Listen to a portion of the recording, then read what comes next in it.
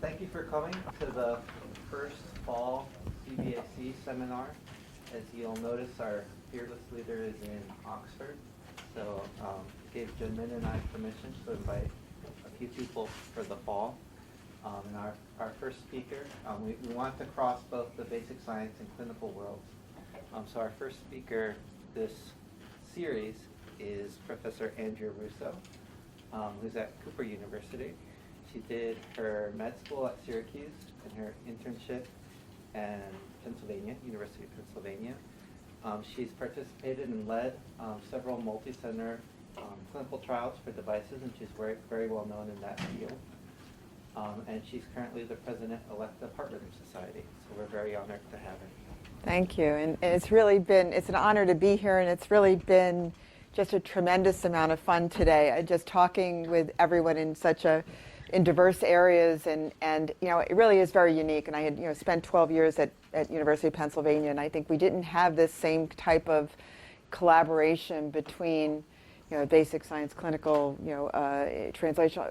It's just, I think you have something really amazing here, and it was really an honor to talk with you today and spend the time. So I'm going to talk about something not nearly as exciting as all the stuff you're all doing here, but it's on the clinical side of things, and my disclosures were there.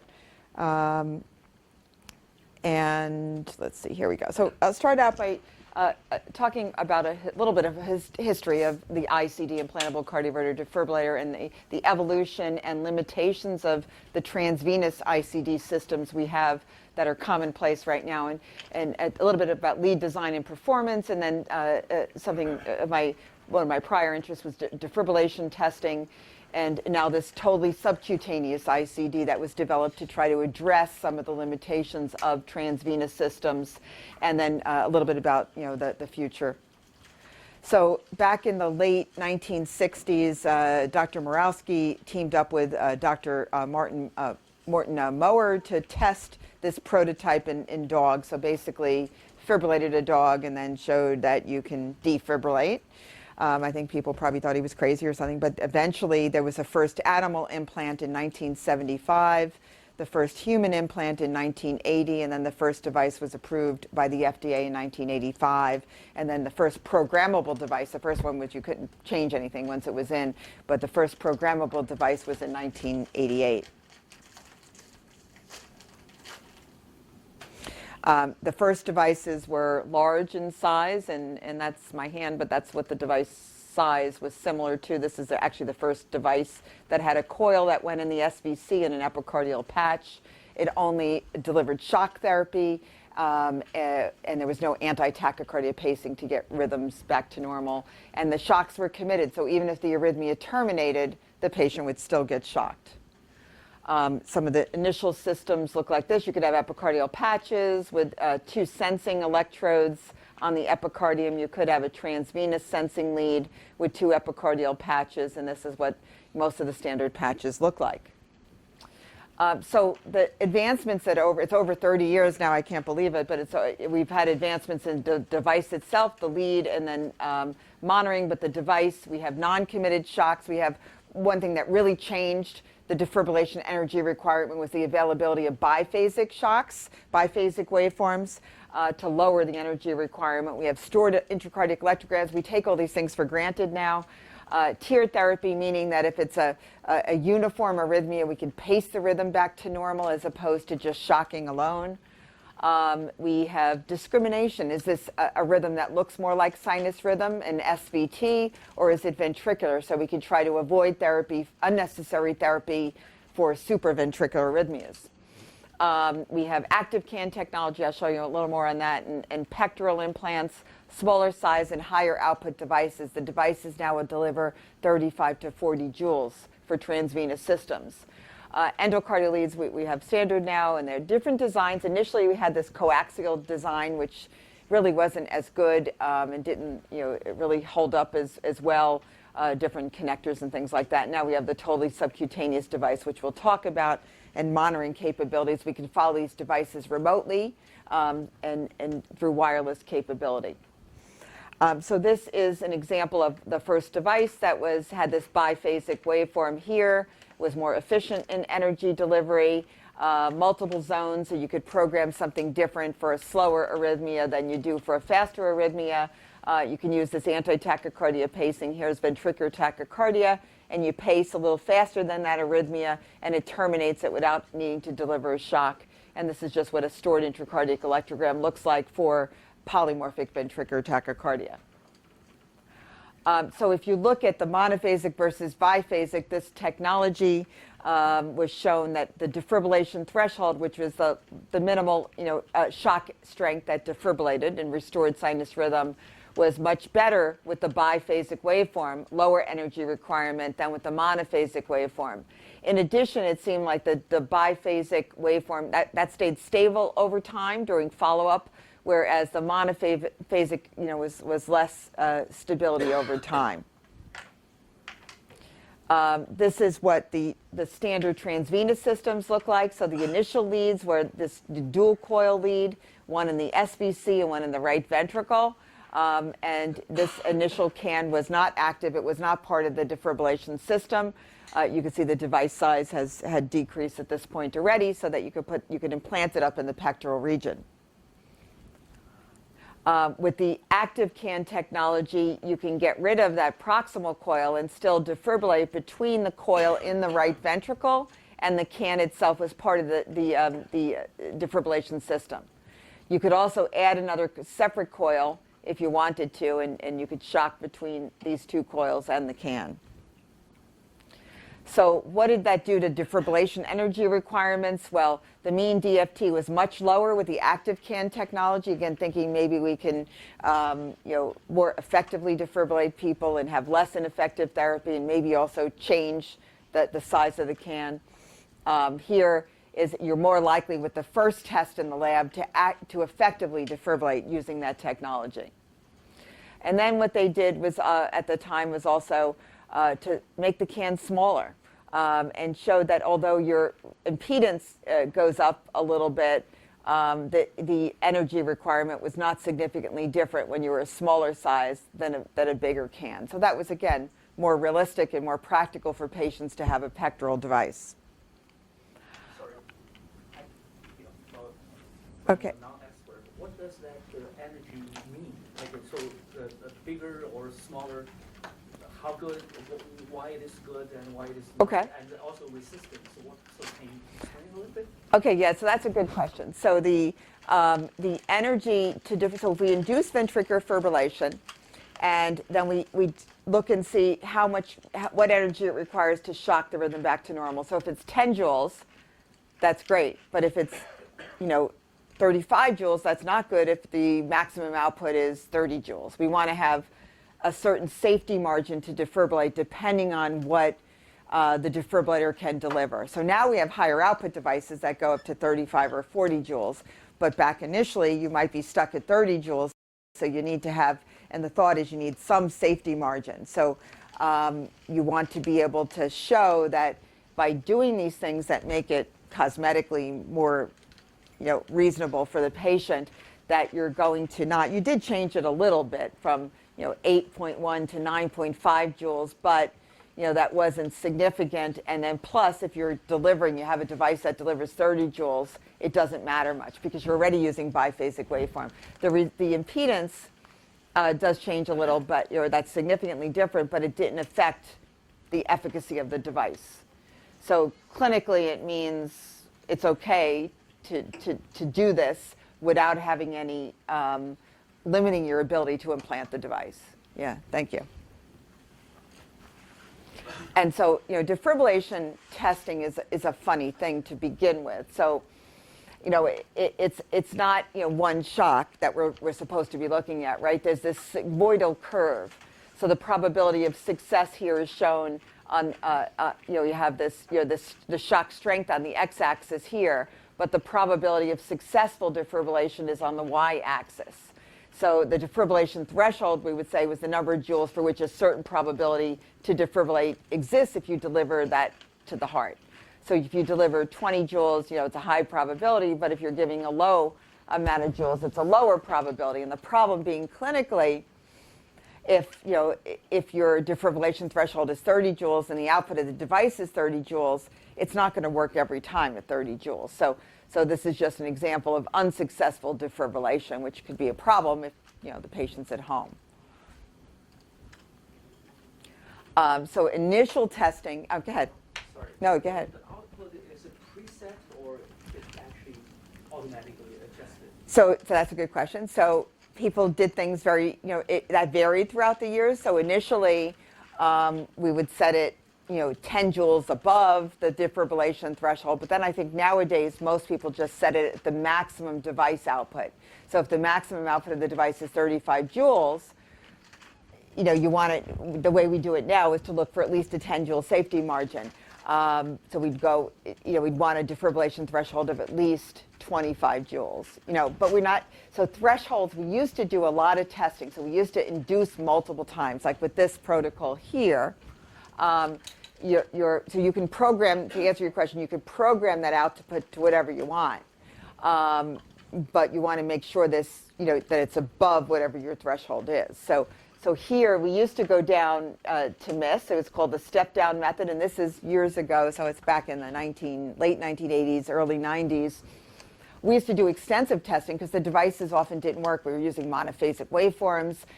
We didn't have high-output devices, so we wanted to make sure that we were going to, so we went down, and then when you got to 5 joules, we would, then do another one, testing at 5 joules. If 5 joules worked, if it didn't work, we'd go back up to 10 and test at 10 again.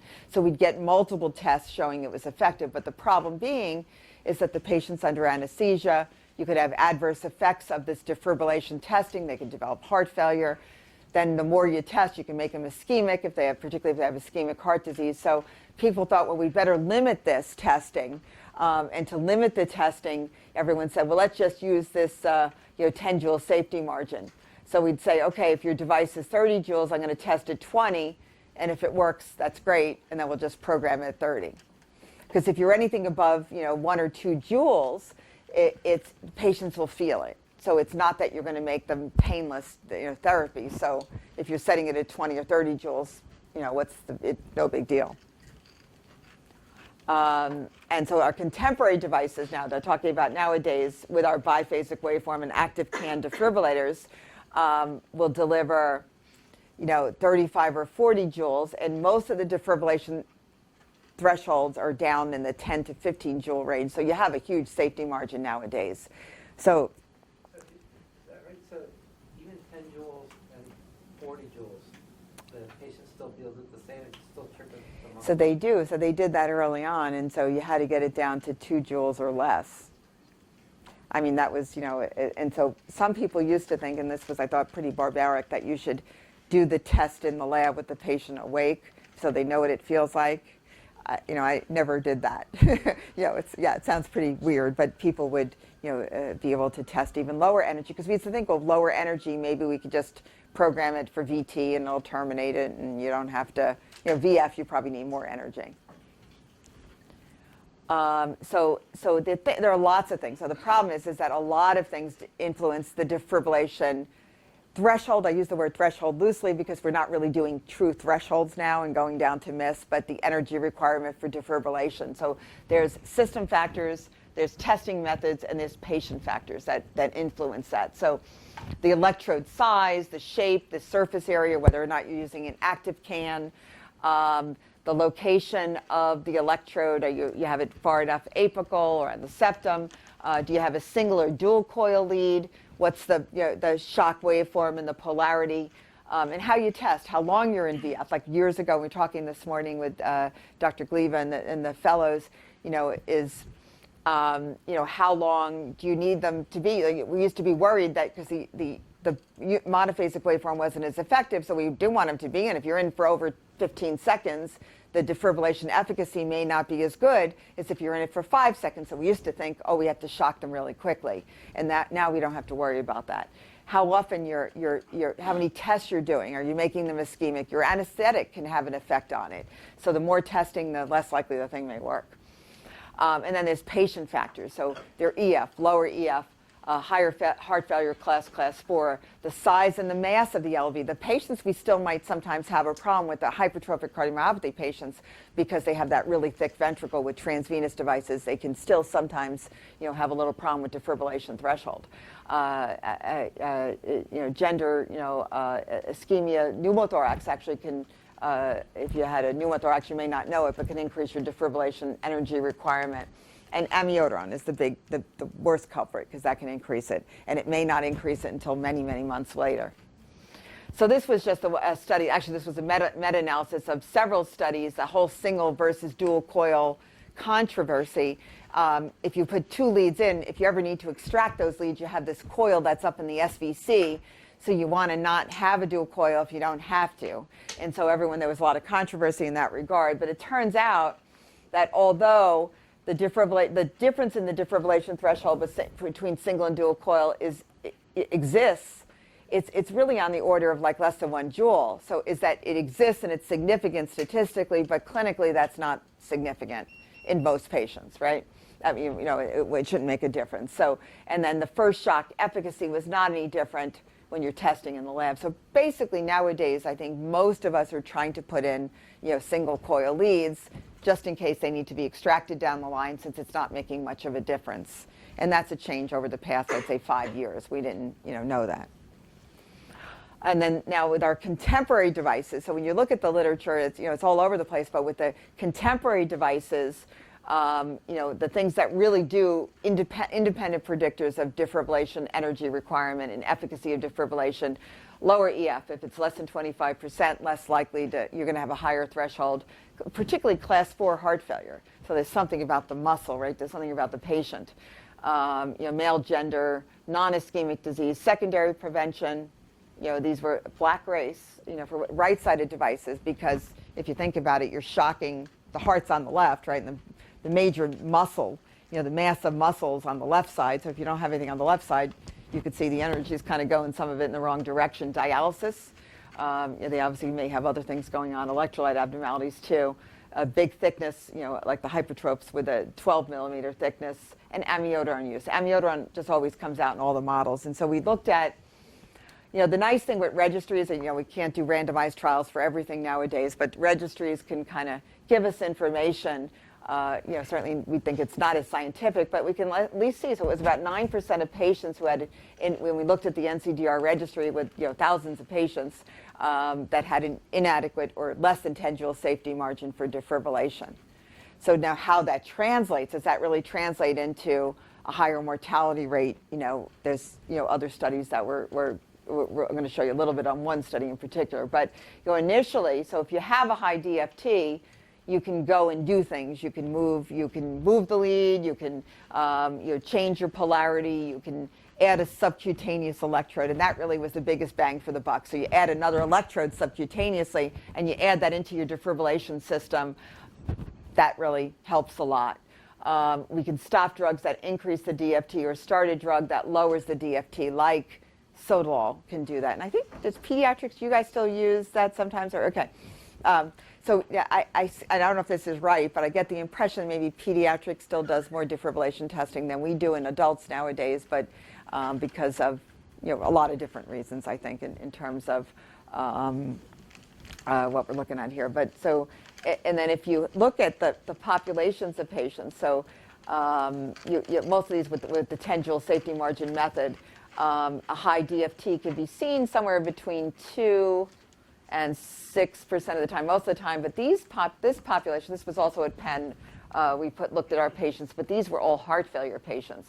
So there's something about, this heart failure patient, they're sicker, and, they tend to have higher DFTs to begin with. Now, whether or not we can fix that and make them not die, is a whole different, question. So, and then you look at, again, this is also from the NCDR registry. We looked at how often, defibrillation testing is being done. And so like with any question, when you don't really have multiple randomized trials, everyone does something different, right? Some hospitals almost always do testing and some hospitals never do. And, so then, there were all these post hoc analyses, like I showed you on the other slide, looking at high DFT, low DFT, what do you do? but really until there was a major, there were 4 trials, but the most well-done study, I'll show you in just, I think that's on the next slide, was a randomized trial of defibrillation testing versus not with our current technology. But this goes to show you, even before, I think everyone was looking for a reason not to do testing anymore. Technology was better. This was the sudden cardiac death and heart failure trials, a primary prevention trial that looked at ICDs for prevention of sudden death in people who've never had a sustained arrhythmia. And they randomized to amiodarone, ICD, or placebo, or just conventional heart failure therapy in all 3 groups. And after that, there was a post hoc analysis that it certainly seemed that a lot of people were not doing defibrillation testing. So these are all different centers in different countries and stuff. But then after, there's this other randomized trial that was in 2015. I think even the defibrillation testing probably dropped off even more after that. But this is the trial I was telling you about. But 2,500 patients, multinational, looked at defibrillation testing versus not. And it was looking for non-inferiority. So are we going to be okay, or are we going to be killing people if we don't test their devices? Because we don't know if they're going to have a high threshold or not. And if anything, I mean, this is not significantly different. If anything, for whatever, people had defibrillation testing had a higher rate of failed shocks or arrhythmic death. But at least it was non-inferior. So it was okay not to do defibrillation testing in terms of efficacy. And then the next slide looks at complications, because one of the reasons not to do defibrillation testing is because it can cause complications. You're inducing VF, you can increase heart failure. Even things like, they're getting anesthetic and they're under heavy anesthesia, they can aspirate. So you want to try to avoid defibrillation testing. So the safety endpoints were no different between defibrillation testing versus no testing for all complications. And then what the authors tried to do was to get rid of the complications, just look at the ones that might be related to the actual testing itself. And they also showed no difference. There was 0.08, but a little bit higher maybe in the defibrillation testing group, but still not different. So they concluded, and here's the mortality between the 2 groups. Again, not really powered for mortality, because that would take a real lot of patients with a real long follow-up, but showed that there was no difference in overall mortality between those who had testing and those who did not. And so they concluded that routine defibrillation testing, and most of these people just had 1 or 2 shocks, right? They didn't have real defibrillation thresholds, is generally well tolerated, but does not improve shock efficacy or reduce arrhythmic death. Now, the study really was pretty much generalizable to most of our patients. They included primary and secondary prevention patients for ICDs. They included some CRT, cardiac resynchronization therapy patients, but they did exclude populations like right-sided implants, a totally subcutaneous ICD not tested here, and generator replacements. Plus, there was no registry in the study because, as with any multi-center trial, you may be excluding patients that are too sick because you can't do defibrillation testing on, or you're worried about them and you don't want to randomize them. So, for whatever that's worth. And so there were some other studies and smaller studies, but everyone really pretty much excluded in the randomized trials any right-sided devices, and no one included the totally subcutaneous device. So based on this, when we put this document together, it's a consensus statement on optimal testing and in the lab, plus programming was in this too. But it came out with a recommendation, a 2A recommendation, that it's reasonable to omit testing in patients undergoing a pectoral implant where you see appropriate sensing, pacing, and impedance values. So it's not, although there's more than one trial, this was probably the most controversial recommendation in the whole document as to whether or not, some people thought it should get a higher level of recommendation than others. But so it's okay not to test is what it's saying. And now the only patients in the adult world that we tend to think of more should we test, is the totally subcutaneous ICD, because there's no randomized trial that included them. The right-sided implants, they were excluded from the randomized trials. Lead advisories, if you want to know if your recalled lead is going to work, you might want to do it there. And then the only other thing we sometimes see now with the totally subcutaneous device, if you have a separately implanted pacemaker, you want to make sure there's no interactions between that separately implanted pacemaker and your subcutaneous device. So that's another reason. So in getting into the concept of the totally subcutaneous ICD, it was developed with the thought of we're having a lot of problems with these transvenous leads.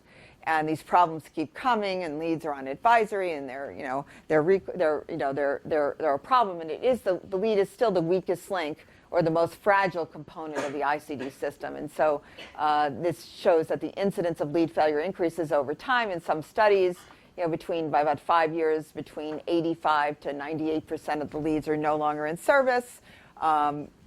Most of the time you don't extract them, but now we're extracting more. Sometimes you just leave them in and add another lead on top of that. And this doesn't even really account for the timing. We had 2 other recalled leads after this was published. But in the factors, there are many factors that are associated with lead failure. Like younger patients are using their arms more, and they're more likely to have wear and tear under the collarbone of the lead. So that's another risk factor, for lead, failure. So what we did is actually one of the companies actually was very nice. They did these nice pictures for this textbook chapter that I had to put together. But they sliced all the leads to look at how all the design differed between the different manufacturers. So all the leads now are multi-luminal. So you have the different lumens for different parts of the lead, the sensing, the defibrillation coils, and then some of like the Medtronic one has these little compression lumens. This one here, this actually wound up being a lead that was recalled, but you have this open system that these redundant cables can bounce back and forth, and that caused a problem and fracture and stuff like that. But they all are a little bit different, and then when they're making them smaller and smaller in caliper, you have less insulation on the outside, and so you can get to try to you can get more wear and tear on the lead, and that could be a problem too. And you can get things like this. So this is the intracardiac electrogram. A patient here you could see is having, here's the atrial lead and here's the ventricular lead. All this stuff is noise. So these are the real, ventricular electrograms.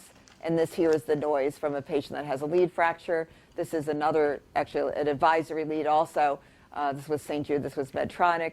And you can see here all this noise is being sensed so people can get inappropriate shock delivery, for this kind of problem.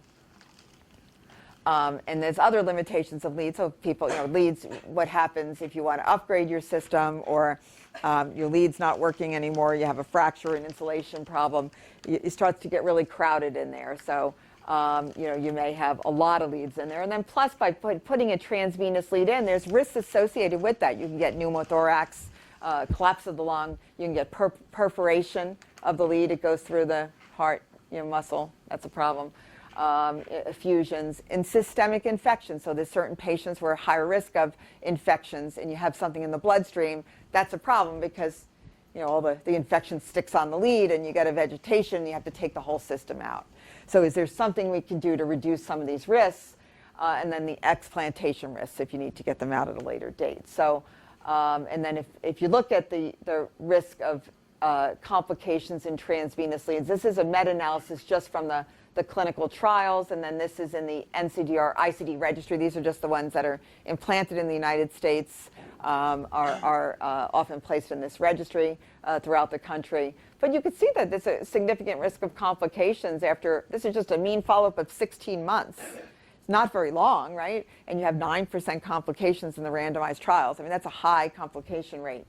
And then, probably little people probably are even worse. So the pediatric population, you have less room for some of this stuff in there. And they're very active, so they may be at higher risk of having, lead issues. So, what do we do to address that? So Gus Barty and some of the other investigators with an initial startup company, Cameron Health, that later was bought by Boston Scientific after it was approved by the FDA, said, well, we want to stay out of the heart, right? That would be the best way. So they developed this totally subcutaneous lead and here's the can. So the can is placed here. We make a pocket here, and then we tunnel the lead from here to here. And we do this in the EP lab, and some places do use general anesthesia. We don't. We do it under IV sedation. We have anesthesia there. But there's nothing in or on the heart. And it has different ways you can use for sensing, and you could pick which vector you want. And you can see here, so even for someone like the hypertrophic cardiomyopathy patients, there's a lot of heart in here because you have the can is here, and here's your electrode. But you can imagine if your can's out here and your electrode's in the heart here, you're delivering energy that way. So that might not be as effective. But this tends to be a very good shock vector in that direction. This is what the lead looks like here. So there's the coil, there's an anchoring hole here, there's a distal sensing electrode, and then there's, it's a longer lead, but here's a proximal sensing electrode, and then that's connected into the pulse generator, and you just screw it in there. This is what the lead looks like when cut open here. But there's no central lumen. And the reason why there's a central lumen in the regular transvenous leads is you have to get it into the place where you want it. So you can curve the stylet and pass it into the ventricle. This, you're just passing it subcutaneously, so you don't have to steer it anywhere. So that makes it stronger. So there's no central lumen. Plus, it's not in the heart that's beating all the time. And there's a lot of wear and tear on the heart that way, on the lead that way, because being in the heart. And so this one here just shows you a picture of here's the can and here's the coil. That's what it looks like on the X-ray. So the difference here is, it's a higher, output. It delivers 80 joules. There's 2 generations now. This is a little smaller than that, but it's still much bigger than transvenous systems. The longevity is still, although many of them are lasting over 5.1 years, that was estimated. In 5 years, 71% of the devices were still in service. But, so it's not as long lasting, and it is bigger. And it only has the ability to shock. You can't pace, so if you need a pacemaker, you don't get this device. You do get a little bit of pacing after a shock, but that would be cutaneous, or it would be not cutaneous, it's underneath the skin, but it would be painful if you pace through it. People would be twitching, but if you want to program that on, you could do it because if you're worried about them getting bradycardic after shock therapy. Often we turn that off. But you have 2 zones. One's called a conditional zone and one's a shock zone. It's very easy to program. You can't really make much mistakes with programming it, but it's not so simple inside the device. The device does all these automatic determinations and algorithms. And the nice thing with the conditional zone is even though you can't use any kind of special pacing like anti-tachycardia pacing, you can, it'll use discriminators to decide is this SVT or VT. And so the device, the indications in the FDA labeling is to provide defibrillation therapy for the treatment of life-threatening arrhythmias in patients who do not have symptomatic bradycardia, do not have incessant VT, because you'll get shocked all the time, right? Or spontaneous, frequently recurring VT that you can use anti-tachycardia pacing. So there were some initial studies done, some proof of concept studies, and then European outside the United States, and then the IDE trial in the United States, and then there's some registries. This was the registry outside the United States, and then this is in the United States. So they tested, first of all, what's the best configuration for the device. So the initial proof of concept was this was the best one because it gave the lowest energy requirement compared to all the different ways to put the generator, and it was high. I mean, instead of 10 or 15 joules, it's 36.6 joules, but the device delivers 80 joules. So you still have that safety margin, right? Now it's interesting. So when we looked at one of the things we did in the registry, we looked at a few different things. So you can look and say, well, like how many people are using it? Well, it's interesting still. This was back a few years now, but to 2015. Still it only represented about 2% of devices back then. And there was some problem with, with manufacturing initially, so that's why there was hardly any initially implanted. But, so I suspect it's a lot more than that now. The company doesn't really want to tell you those numbers for some reason, but, I don't think it's certainly much less common than the transvenous systems. And so you look through, numbers of patients that were studied. This was in the NCDR registry that we looked at. But you can see the follow-up here. The studies is relatively short, but the subsequent registries will have longer follow-up. And it's put in for a variety of different diseases. So it's not just your young patient with a channelopathy. It's a lot of things. It's for ischemic and non-ischemic cardiomyopathy patients. And interestingly, it's overrepresented for the hypertrophs because we have a problem with transvenous leads and defibrillation with that population. And then comorbidity. So the patients have a lot of comorbidity, so they're not just young, healthy. And the interesting thing is, so in the IDE trial, excluded patients on dialysis. But what's happening in the United States is that 20% of the patients who are getting this device are on dialysis, and the reason for that is because we don't even know if the transvenous devices get infected all the time in people on dialysis. So, maybe this will be better than we're doing with transvenous devices. Low ejection fraction in the population of the sub-Q ICD, and so then in the ID trial, and then also clinically looking at these studies, people report is when you're in the lab, you're doing defibrillation testing. How often does it work? And pretty much all the time, right? And then so you could almost always implant this if you put it in the right spot. And then if you look at clinically, are people doing defibrillation testing with this? And it is recommended that we do it because there's no randomized study saying we don't need to do it. So, but sometimes we're not doing defibrillation testing, and over time that does decrease. But still, the majority of the time we are doing testing. And then, so this is, success during implantation testing. And even with transvenous devices, it's not 100%. You don't get that safety margin 100% of the time. So this is comparable to transvenous devices. And then what about during follow-up? What about appropriate shocks? Again, relatively short follow-up in most of these studies. So you don't have a lot of people getting therapy, up to 25% in that one study. But when you do get a shock, it is successful clinically. So not just in the lab, it works when you go home. And then what about complications? So did we set out the goal that we wanted to use this subcutaneous system so we can reduce complications? And so these are the complications that required intervention. And I mean, this study looks good at 0%, but some of these numbers are getting up there. So how does that compare to transvenous systems? So here is one of the registries and the 3-year outcome of the registry.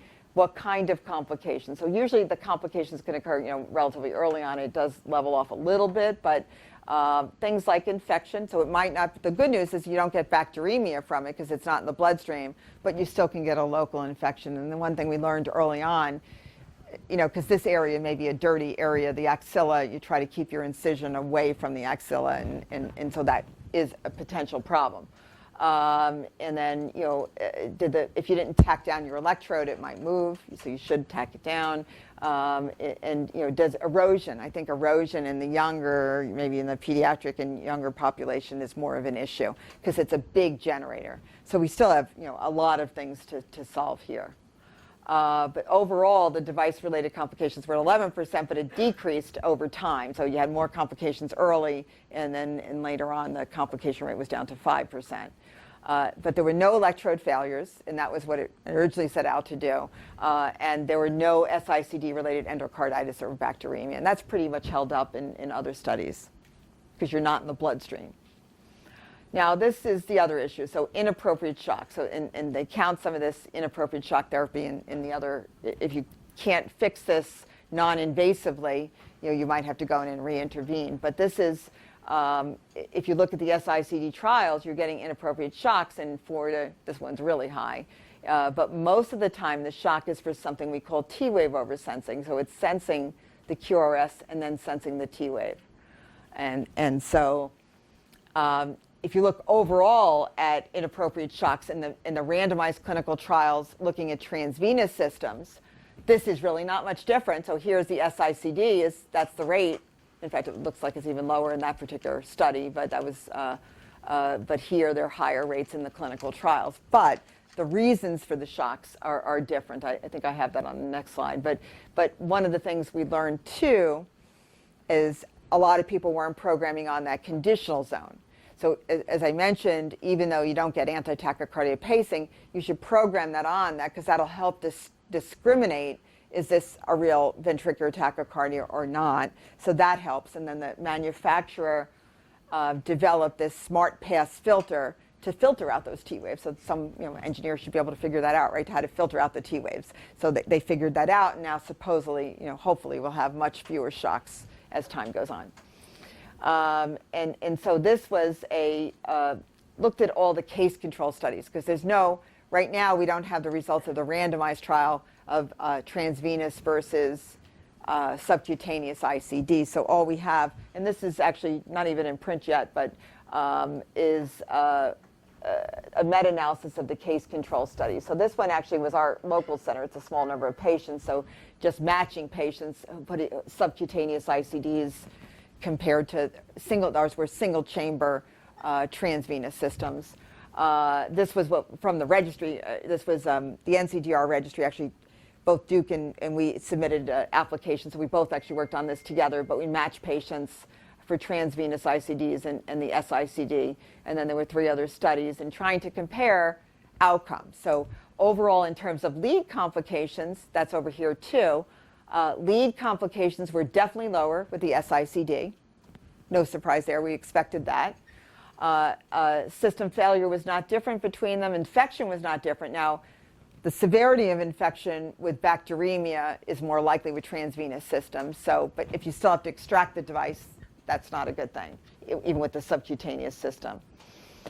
Total inappropriate therapy was not different between the totally subcutaneous device and the transvenous system, but what it was delivered for was very different. So for transvenous systems, you're more likely to get inappropriate therapy for SVT, whereas inappropriate therapies were more likely for this T-wave oversensing that hopefully this will be corrected for the future. So it's the reason for inappropriate therapy that varied.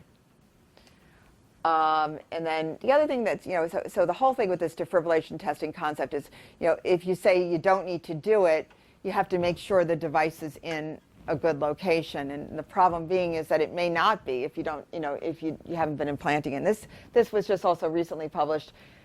We used to think, well, obese patients, there's no problem with this, that you could put the device in there. But you have to be really careful because obesity increases the chances of having a failed shock.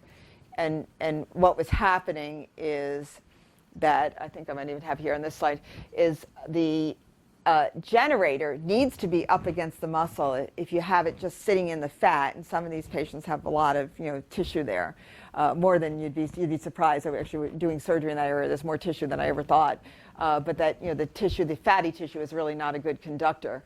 And then the other thing is, even in some of these very obese patients, you could have this coil sitting on top of the fat, so you want to get it on the sternum. And so I think you still need to be careful of when you're implanting. I don't know if you need to do defibrillation testing or not, but I think for the most part we're still doing it, until we have this all better solved. So they try to come up with a score. If you want to have this not too anterior, you want to have it this is a good position, and you want to have this in that sternal area, not under. This patient's not fat, but you want to have it in a good site. And so with the advantages and disadvantages of the two systems, well, the other thing they were trying to sell is, the company is like, well, you don't need fluoro. You don't really need fluoro to do the SICD because it's all anatomic landmarks, but you have to be careful because when you have the patient positioned on the table and where you put your marks, especially if they're obese, so sometimes I'll just take a quick look on fluoro just to make sure I'm, in a good spot before I even do my testing. I didn't go into, but it has a special EKG screening ahead of time. It's this little tool to make sure the algorithm is going to sense. And so you might exclude about 5% of patients by using that screening tool before you even put the device in the lab. You get rid of those acute risks. That's pretty clear. The pneumothorax and the perforation and the lead dislodgement.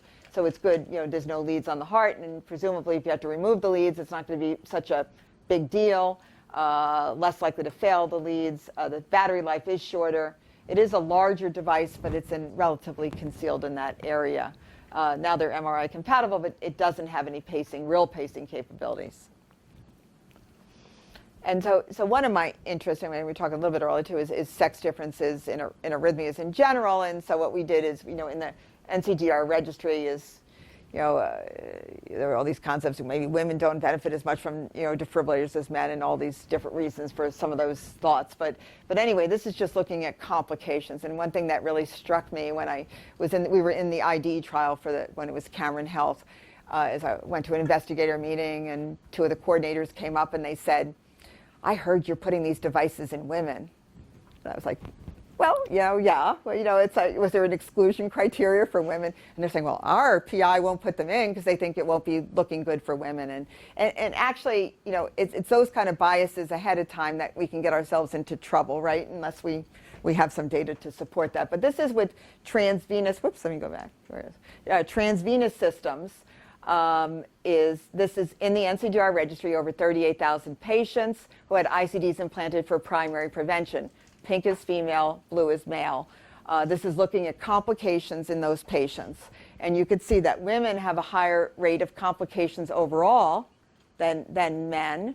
And this is out to 90 days, so you can pick up some of those other things that happen. But particularly tamponade, mechanical complications mean lead dislodgement and pneumothorax. And so, why might that be? Well, there's smaller veins, you might have thinner ventricles, and so, so what happens with the totally subcutaneous ICD? So this was from the IDE trial combined with the F.A.C.C registry to get enough of an N there, but there's no difference in complication rates between men and women. Again, if anything, you could say it's better for women than transvenous systems. So, those kind of biases ahead of time to exclude certain populations, and that's just one example, but I'm sure we do it in many other areas and not consciously. And this is just what it looks like. And someone, a patient was very cosmetically, concerned and had breast implants. You could do it in that. You're nowhere near the implants. And even in thin patients. And my first patient who had refused an ICD because she didn't want anything in her heart, just the concept. And she was like 118 pounds. And I was like, this is going to look terrible. Look how big this is. And honestly, there's more tissue in that area than you'd imagine. But I guess when you get to the pediatric size, it's a totally different story. So what about other populations? So what are people using this for? We're not really using it a lot yet, and we don't know the exact percentage of patients implanted with it. But what about everyone's using it for dialysis patients because transvenous systems get infected? So there's not a lot of data, and these are small studies there. Looking at hemodialysis versus non-hemodialysis in terms of complications, not statistically different, but maybe it's going to be if you have more patients. Appropriate shocks, dialysis patients do tend to get more appropriate shocks in general. We know that in other studies, even though that's not quite significant. And then device infection was the one we really wanted to know, was not any higher in the dialysis patients, which is interesting. And then the other thing we do sometimes is we have devices get infected and we extract, and there are certain risk factors for infection, including diabetes, which almost everyone has, and other risk factors. So if you could stay out of the bloodstream, maybe you can prevent systemic infections, even if you get more local infections. So it's putting the device in. The SICD is often used as a bailout there. So if you had a systemic infection, the next time you get a device, it's a sub-Q device. And that didn't seem to increase any risk of infection compared to patients who had no prior implant, and that was their first implant. So it seems to be okay to do that. And this was the hypertrophic cardiomyopathy patients, and we looked at this just in the database that we had from the F.A.C.C registry and the IDE trial. And it looks like it's very successful, comparing it to non-hypertrophic cardiomyopathy patients. Again, it's not prospective, but it looks, like it works just fine, and the shock efficacy clinically it was also excellent. So that's a good population. So what are the features that favor putting in the totally subcutaneous devices? Limited venous access, congenital heart disease. If it's a smaller device, I think our pediatric colleagues might like it better. And then hemodialysis, cardiomyopathy we talked about. And then, prior complications from transvenous leads, young patients to stay out of the heart who are going to need a lot of leads in their lifetime. And maybe just patient preference that we offer it to them. It's a shared decision making. I think, not everyone's implanting them. It's a little different technique. It's an area that we weren't used to as electrophysiologists doing surgery in that area, but it's actually pretty easy. If you need pacing, either Brady pacing, CRT, if you're not going to ablate all their VT and they're having a lot of uniform arrhythmia and you need anti-tachycardia pacing, you're not going to pick this device. You have to pass that screening test, and no one really has unipolar pacers anymore, so that should be a non-issue. If they have existing epicardial patches, it's thought that the energy maybe shunted and you might not get it to the heart. So it's been discouraged to implant it in those patients, not too many of them around still. If you think they're going to need a pacemaker in a couple of years, even if they don't now, right now we don't have pacing capabilities with this system. And if they're very small, that might be a problem for erosion. And there's a couple of ongoing studies. This is the randomized subcutaneous device versus transvenous, and this is one to show that it's just a good device. The concept is it a good device for primary prevention? They've never had any arrhythmias yet, so that study's looking at that. And then the next step in development, not yet even been studied yet, it's going to supposedly next year be out there in clinical trials, is combining the subcutaneous ICD for patients who might need a pacemaker. I think one of the fears is I don't want to put this in because they might need a pacemaker down the line, is to have one of these leadless pacemakers. So we have leadless pacemakers. We have one that's approved by the FDA, made by Medtronic, and that's just a standalone pacemaker, just a single chamber pacemaker. And we have this pacemaker here has been developed, and what it would be is if you had a device in place, for example, and then they had a pacing indication, instead of having to take out that device and put a transvenous system or putting in just a totally separate pacemaker, you can put in this leadless pacemaker, and the communication would be between the leadless pacemaker, unidirectional from the ICD to the leadless pacemaker, and say deliver anti-tachycardia pacing, or deliver, it'll have bradycardia pacing also. And let's see. And there was some, proof of concept here, and just some initial. These are in animal models showing that, everything looks good out at 90 days or so in 40 animals, that it performed well, it brady-paced, it communicated well, and it delivered ATP successfully. And then in the future, in addition to the lead here, obviously it would be nice to have a leadless pacemaker communication up in the atrium, and maybe even one that's available for resynchronization therapy, but we're not there yet. And then this was something that was presented in not this year, but the year before at Heart Rhythm. And I think Jen actually even saw something more recently out in European Travels, is this other subcutaneous defibrillator, and it has this, is in 22 patients outside the United States. It hasn't been published yet. I couldn't find it anywhere, but it's this novel. This is the defibrillators all in this lead defibrillator called the string defibrillator, where this device is implanted, and you have this sternal coil, and you have this side coil, and you have the active segment of the device here, and it is a rechargeable, no surgical pocket, and it's rechargeable, which would be nice to have a rechargeable device, right? So you don't have to keep doing surgery and putting people at risk of infection every time you do surgery. So we'll have to see, and they had a reasonable, DFT of 26 joules is what they presented. So we'll see where that goes. So just in summary, in terms of the, lead technology is really, an overall ICD technology. I just focused on the leads more, but has evolved over the past 3 decades. And despite this, the lead is still the weakest link of the system.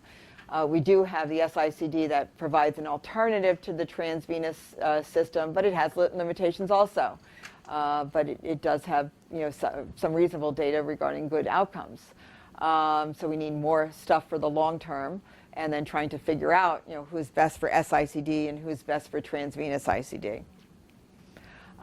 So in defibrillation testing, I don't think we have all the answers completely there. I think that most adult electrophysiologists have tried to eliminate defibrillation testing in as many patients as possible, because it's the thing that gives you anxiety at the table and hoping you defibrillate. But and there is some prospective randomized data to do that, and so you don't need to do it routinely, but there may be certain populations of patients that haven't been studied, like the SICD and the right-sided implants, where you might consider it.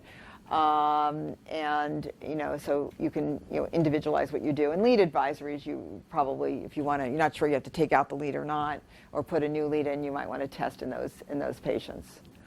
So the future, I think there's just so much to come, and in terms of the transvenous leads, I I think the other thing is we can get them out. We have extraction systems, but we still would like, the leads to last longer and to do, be better in terms of wear and tear.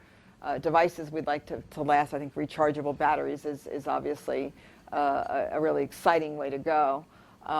Smaller size still would be great, and particularly for our pediatric colleagues. Hemodynamic sensors to sense an arrhythmia, is it unstable clinically or not? That I haven't seen much on lately. And then it would be nice to have some therapies to not only treat arrhythmias, but to prevent arrhythmias. That would be the ideal situation. And then just combining, I don't think it's that far off, combining the leadless pacing with the SICD. And I think that's it. And I don't know how many people have been to the Heart Rhythm Society meeting, but we have one every May, and we talk a little bit about how to engage, more of the basic science and translational groups. And so would love your input in that regard, and happy to answer any questions. Thank you.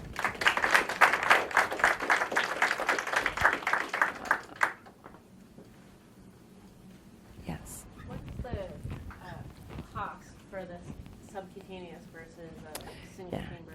So that's a really good question. So actually, one would think, oh, maybe it's a lot less expensive, but it's not. And actually, most of the hospitals, it all depends on your purchasing department, and it's actually, at our center, it's pretty much equal now, to the transvenous system. What we'd like to see and what we thought is that maybe being able to get some defibrillator therapy out there to places that aren't doing it now, that maybe this would be less costly because it's simpler to, or simpler procedure, at least to implant in some ways.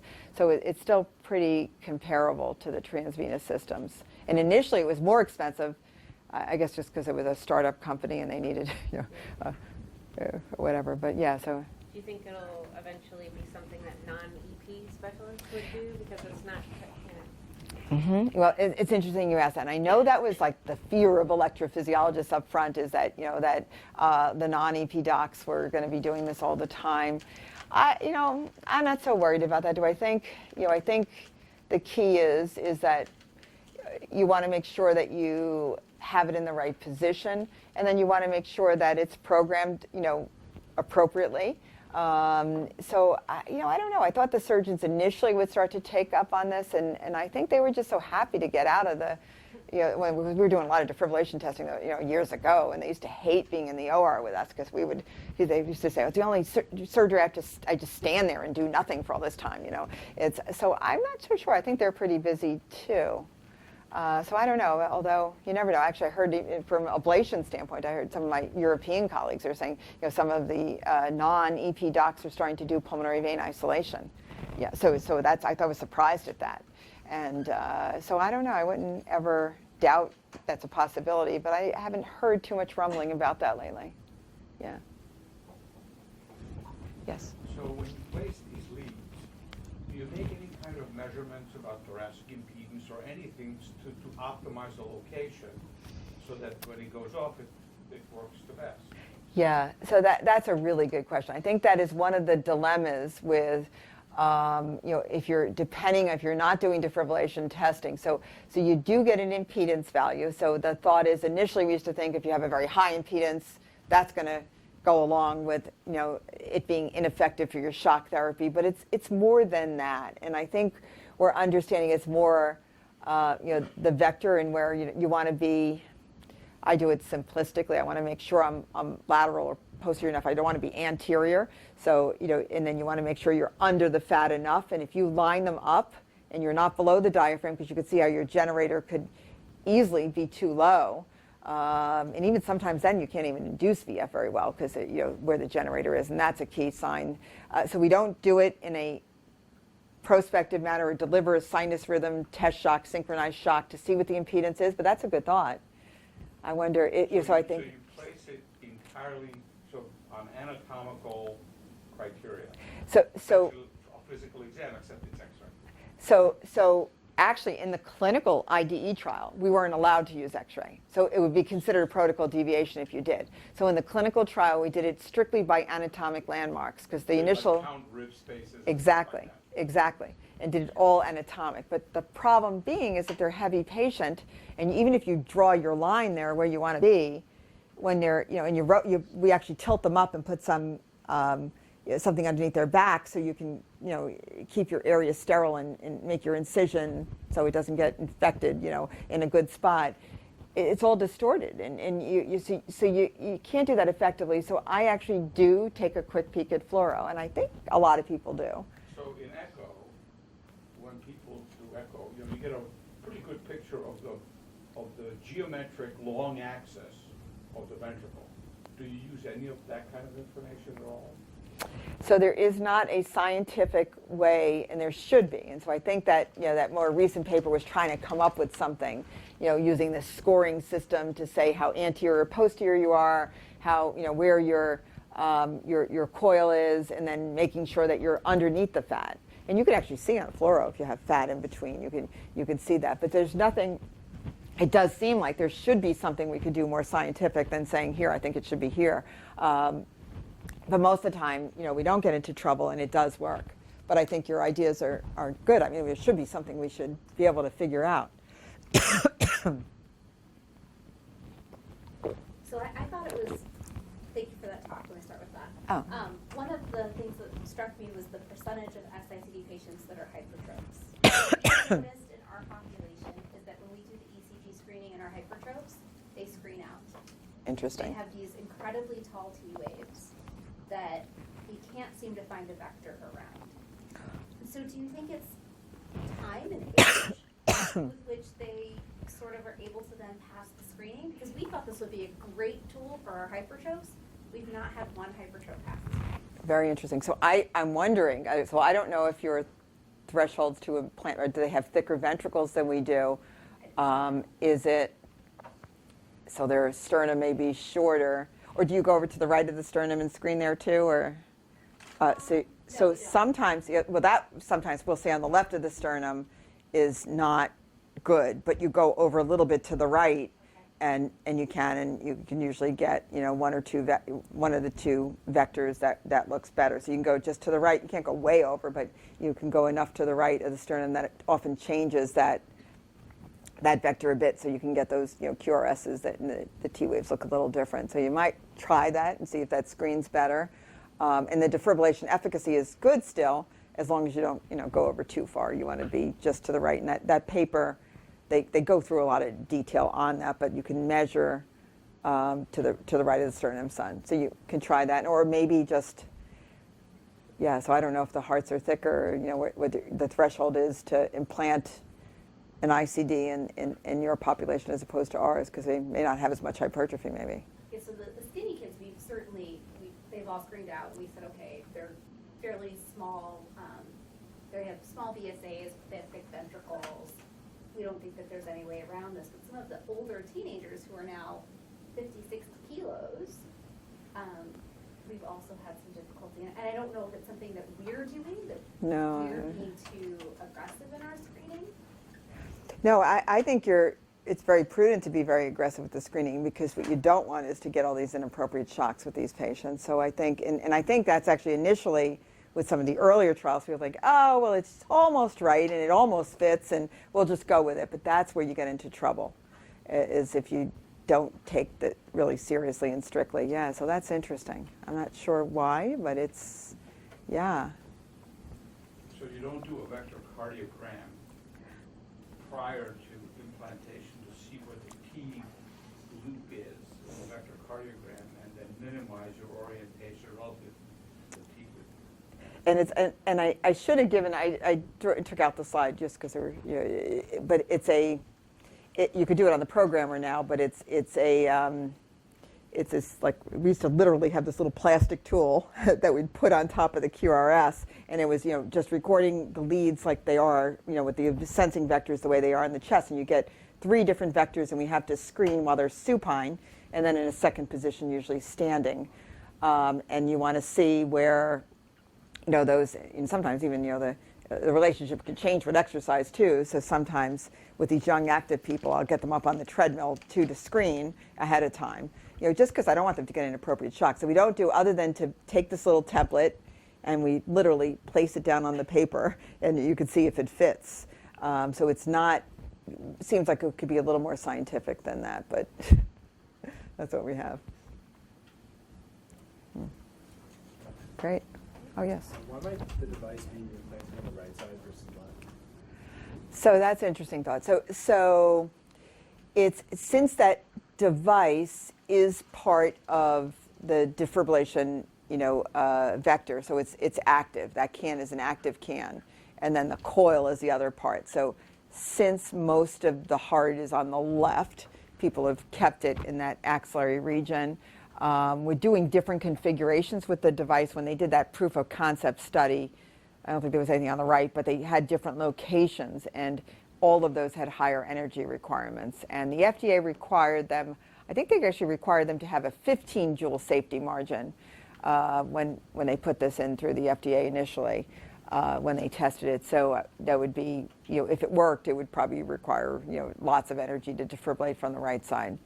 Because even when we put our external patches, and we do get posterior, so maybe posterior might work, but there's just not enough heart, I think, in between the mass of the heart.